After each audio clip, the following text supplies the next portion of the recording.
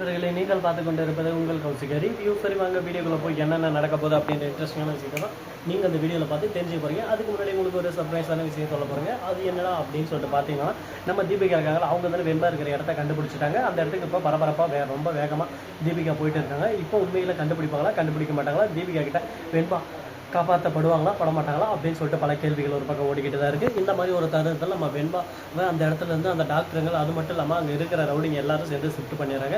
இப்போ என்ன பண்ணுறது ஏது பண்ணுறது சொல்லிட்டு தெரியாமல் தீபிகா போயிட்டு அங்கே ஒரு பக்கம் வெண்பாவை தேடிட்டு இருக்காங்க. ஆனால் வெண்பாங்க அந்த இடத்துல இல்லை.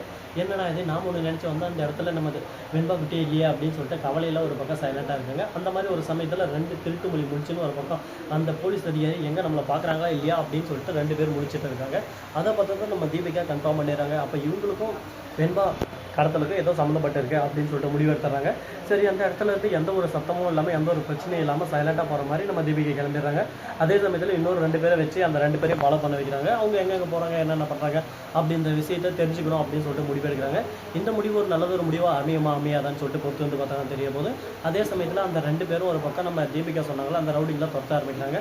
அவங்க எங்கே போகிறாங்க லாஸ்ட்டாக அப்படின்னு சொல்லிட்டு பார்த்தீங்கன்னா ஒரு பால் அடிஞ்ச குடோனுக்கு தான் போயிட்டு இருக்காங்க. ஃபஸ்ட்டு ஆட்டோவில் போகிறாங்க, அப்புறம் 2 வீலரில் போகிறாங்க, அதுக்கப்புறம் காரில் போயிட்டு அந்த இடத்த ரீச் ஆகுறாங்க. அவங்கள எங்கே போனாலும் சரி உன்னை தொடர்த்தின்னு கரெக்டாக நாங்கள் வந்துக்கிட்டே இருப்போம் அப்படின்னு சொல்லிட்டு பின்புறம் தொடர்த்தினே போயிடுறாங்க. அங்கே போயிட்டு நம்ம வெண்பாவும் ஒரு பக்கம் பார்த்துறாங்க. அதே சமயத்தில் தீபிகாவுக்கு சொல்லிடுறாங்க, மேடம் வெண்பா அங்கே தான் இருக்காங்க அப்படின்னு சொல்லிட்டு. உடனே பார்க்குறமே நம்ம தீபிகா ஒரு பக்கம் காரை எடுத்துக்கிட்டு ஜீப்பில் புயல் மாதிரி வந்துக்கிட்டு இருக்காங்க. அவங்களோட வேகத்துக்கு ஈடு இணையே இல்லைங்க. அந்த அளவுக்கு ஒரு பக்கம் வேகமாக தான் வந்துட்டு இருக்காங்க. அதை பார்க்கும்போது சந்தோஷமாக இருக்குது. எப்படியோ நடப்பா நம்ம நினச்ச மாதிரி நடந்துச்சு, இதுக்கு மேலே நம்மளுக்கு பிரச்சனையே இல்லை, கவலையே இல்லை அப்படின்னு சொல்லிட்டு மகிழ்ச்சியாக தான் இருக்குது. சரி, இந்த மாதிரியெல்லாம் ஒரு பக்கம் போயிட்டு இருந்தாலும் அதே சமயத்தில் மறுபக்கம் என்ன நடக்குது அப்படின்னு சொல்லிட்டு பார்த்தீங்கன்னா, நம்ம கதிரேசன் இருக்கார், அவர் என்ன பண்ணார் அப்படின்னு சொல்லிட்டு பார்த்தீங்கன்னா, தீபிகா இருக்காங்களா அவங்களுக்கு ஃபோன் பண்ணி என்னோட பேத்தி கிடைச்சா ஃபஸ்ட்டு எனக்கு சொல்லுங்கள் மேடம், நான் வந்துடுறேன், என்கிட்ட என் பேட்டி ஒப்படைச்சிருங்க அப்படின்னு சொல்லிட்டு சொல்கிறாரு. ஏன் கதிரேசன் எதனால் இந்த வார்த்தையை விட்டீங்க, என்ன ரீசன் அப்படின்னு சொல்லிட்டு கேட்குறாரு. உடனே பார்க்கணுமே நம்ம தீபிகா தான் சொல்கிறாங்க, என்ன எதுக்காக அப்படின்னு சொல்லிட்டு பார்த்தீங்கன்னா, மல்லிகிட்ட தான் நான் வெண்பா ஒப்படைப்பேன், என்னால் தான் வெண்பா காணாமல் போனதுக்கு முக்கிய ஒரு காரணம், அதனால் இக்காலத்து கொண்டு நான் யாருக்கிட்டையும் வெண்பா ஒப்படைக்க மாட்டேன், சட்டப்பூர்வமாக மல்லிகிட்ட தான் ஒப்படைக்கணும் அப்படின்றது ஒரு முக்கியமான அம்சமாக அமைஞ்சிருக்கு. அதனால் உங்ககிட்ட வெண்பாவை ஒப்படைக்க முடியாது அப்படின்னு சொல்லிட்டு மூஞ்சல் வச்ச மாதிரி நம்ம தீபிகா பேசுகிறாங்க. இந்த பார் தீபிகா, நீ என்னென்ன பண்ண ஏது பண்ண, மல்லிக்கு எதிராக என்னென்ன குற்றங்கள் செஞ்சுருக்கேன் அப்படின்றதுக்கு எல்லா ஆதாரமும் என்கிட்ட இருக்குது. இந்த மாதிரி ஒரு தருணத்தில் நீ என்ன பகைச்சிக்கிட்டுறது, உன் வாழ்க்கையில் நீயே உன் வேலைக்கு உழ வச்சுக்கிற மாதிரி பார்த்துக்கோ அப்படின்னு சொல்லிட்டு சொல்ல. உடனே பார்க்கணுமே இந்த பகைச்சிக்கிறது உழ வச்சுக்கிறது இந்த மாதிரி வேலையெல்லாம் எனக்கு எப்போவுமே இல்லை. நான் யாரை பார்த்து பயப்படவும் மாட்டேன். என் வாழ்க்கையில் நான் ஜெயிக்கணும்னு முடிவு பண்ணிட்டா ஒவ்வொரு நாளும் ஒவ்வொரு நொடியும் என்ன நானாக செதுக்கினது அப்படின்ற மாதிரி நான் ஜெயிச்சுக்கிட்டு போயின்னு வந்துடுவேன். அதனால் யாரை பற்றியும் நான் கவலைப்பட மாட்டேன் அப்படின்னு சொல்லிட்டு சும்மா ஸ்லோவாக கெத்தாக சொல்கிறாரு. இதை கேட்டது என்ன பேசுறது ஏது பேசுறதுன்னு சொல்லிட்டு தெரியாமல், சரி பரவாயில்ல இவங்க என்ன வேணாலும் பேசணும், அதை பற்றி நம்ம கவலைப்படக்கூடாது. வாழ்க்கையில் ஒரு தோல்வின்னு ஒன்று இருந்தால் அதே சமயத்தில் வெற்றின்னு ஒன்று இருக்கும்.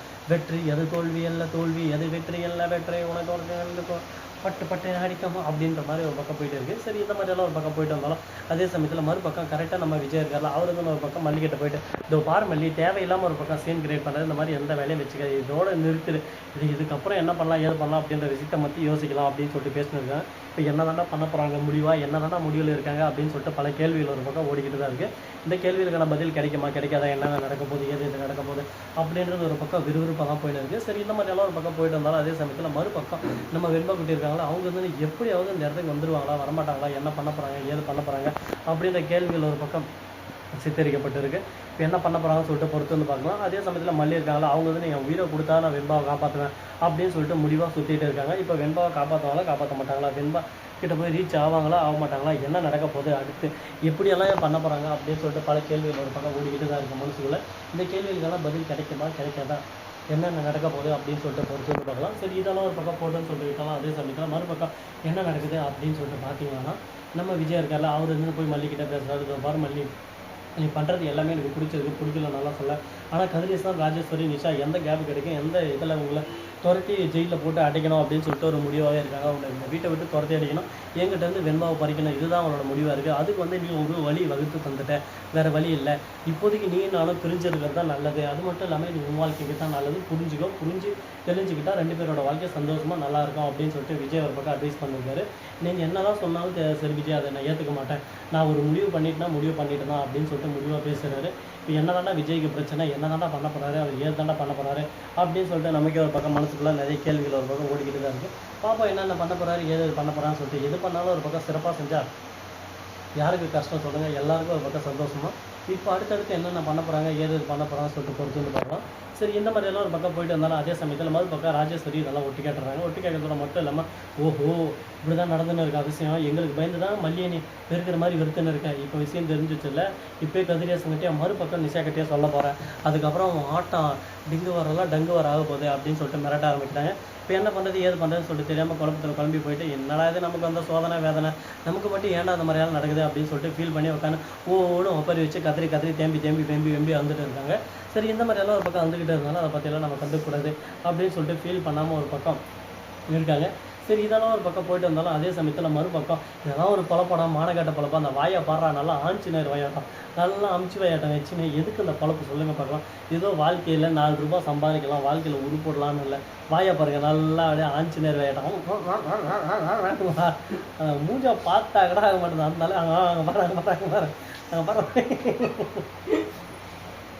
என்னடா மூஞ்சி அது என்ன மூஞ்சி அப்படின்ற மாதிரி தாங்க.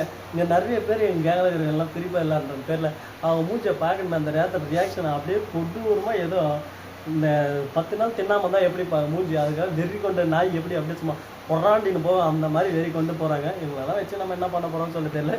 இந்த வீடியோவில் பிடிச்சிருந்தா லைக் பண்ணுங்கள், கமெண்ட் பண்ணுங்கள், ஷேர் பண்ணுங்கள், டிங் பெல்லை தட்டி விட்டு போங்க. அப்போல்லாம் நான் போகிறேன் அடுத்தடுத்த வீடியோ உங்களுக்கு கூட நோட்டிஃபிகேஷன்லாம் வந்து கொண்டே இருக்கும். மிக்க நன்றி, தேங்க்ஸ் ஃபார் வாட்சிங், டாடா, see you, நன்றி, வணக்கம்.